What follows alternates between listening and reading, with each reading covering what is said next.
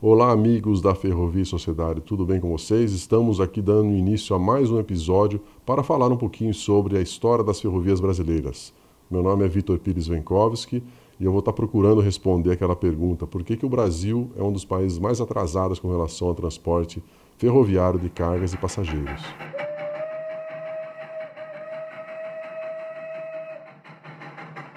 Nesse 18º episódio, eu vou estar conversando um pouquinho sobre o uso do sistema ferroviário brasileiro. Então, eu sempre gosto de destacar aqui que é importante, a gente usar uma metodologia para procurar analisar as ferrovias brasileiras. E eu já falei em episódios anteriores que a metodologia que eu utilizo é aquela que considera a organização, o uso e a regulação do território brasileiro, ou a organização, o uso e a regulação do sistema ferroviário brasileiro. Então, como eu sempre falo, é importante a gente usar uma metodologia para poder analisar e entender como que as ferrovias são organizadas e utilizadas no Brasil. Então, com relação ao uso do sistema ferroviário brasileiro, que a gente pode observar que tem alguns serviços que são praticados no mundo inteiro, Então eu vou relacionar aqui para vocês quais são esses usos. Então, um dos principais serviços que são executados pelas ferrovias é o transporte de passageiro de longa distância. Então, esse é um dos serviços realizados. O segundo serviço também, que é amplamente utilizado no mundo, é o transporte de passageiros metropolitano, que ligam regiões metropolitanas ou que ligam algumas cidades à capital do estado. Então, é um serviço também muito comum realizado no mundo. Um outro transporte também muito comum é o transporte urbano sobre trilhos, que é realizado geralmente pelos trams, ou aqui no Brasil, pelos bondes, E mais recentemente, o nome que nós usamos aí para explicar um pouco sobre esse transporte urbano sobre trilhos é o VLT, Veículo Leve sobre Trilhos. E também um outro serviço aqui, que é o transporte de carga geral ou container.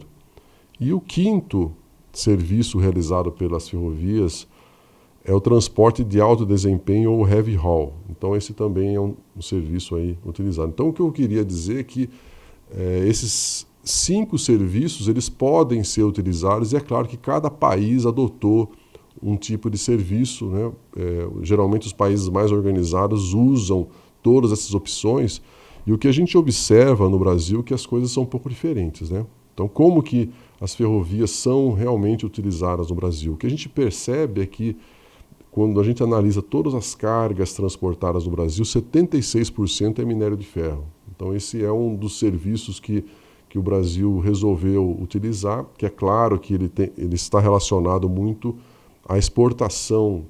Como eu já falei em episódios anteriores, o Brasil resolveu participar da globalização através da exportação de commodities agrícolas e minerais. Então, hoje, o serviço preferencial no Brasil é o transporte de alto desempenho ou heavy haul.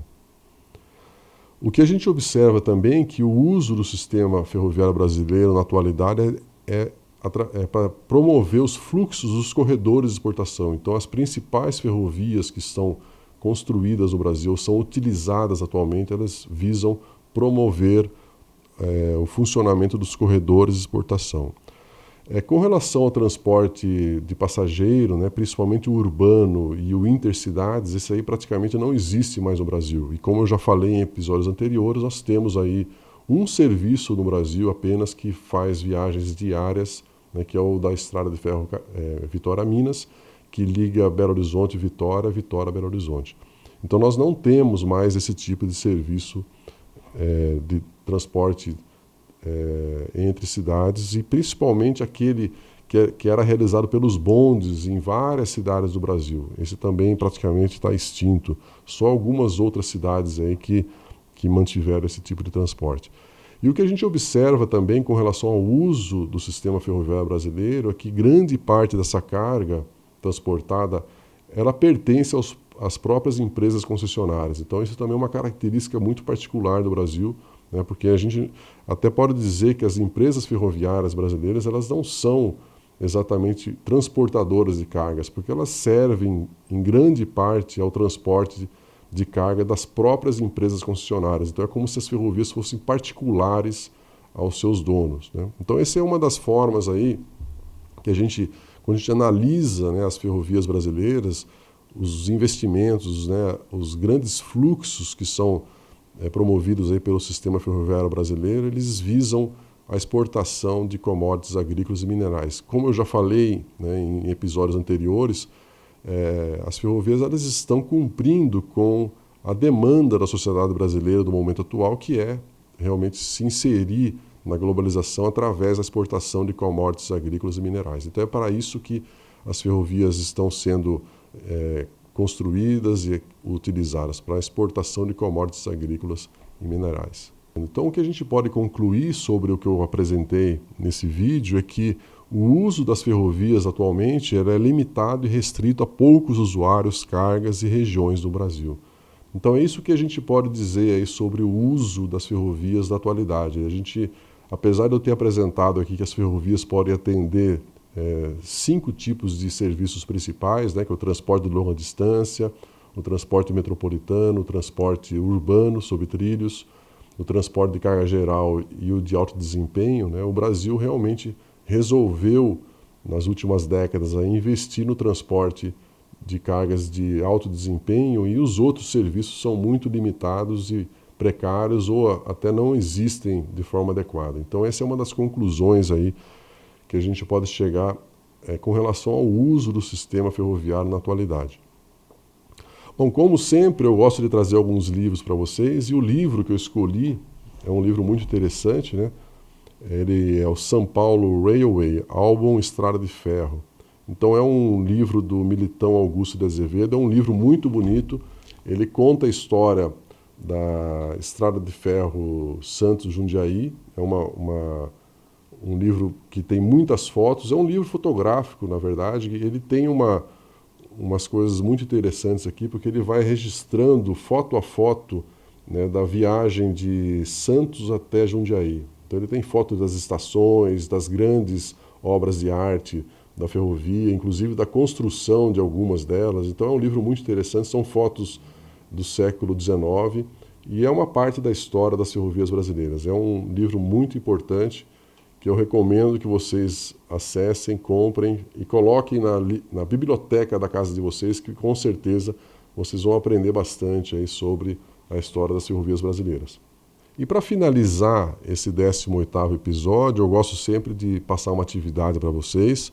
E a atividade que eu vou apresentar agora aqui, eu quero que vocês comparem a disponibilidade de serviços de transporte ferroviário do Brasil com a de outros países. Eu quero que vocês comparem o Brasil com os outros países. E como nós vamos fazer isso? Eu gostaria que vocês usassem a metodologia que eu estou apresentando aqui.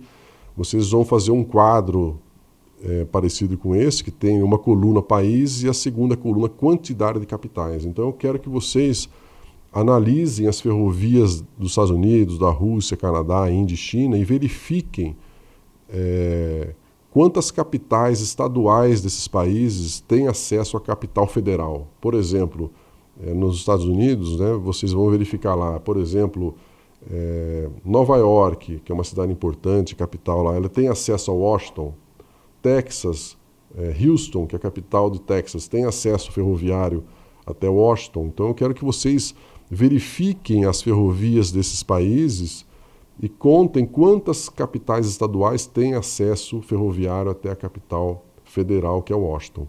E daí vocês vão fazer isso também para a Rússia, Canadá, Índia e China. Então esses países que eu relacionei aqui, eles estão aqui, não estão aqui por acaso, né? São países que têm dimensões territoriais muito parecidas com o Brasil.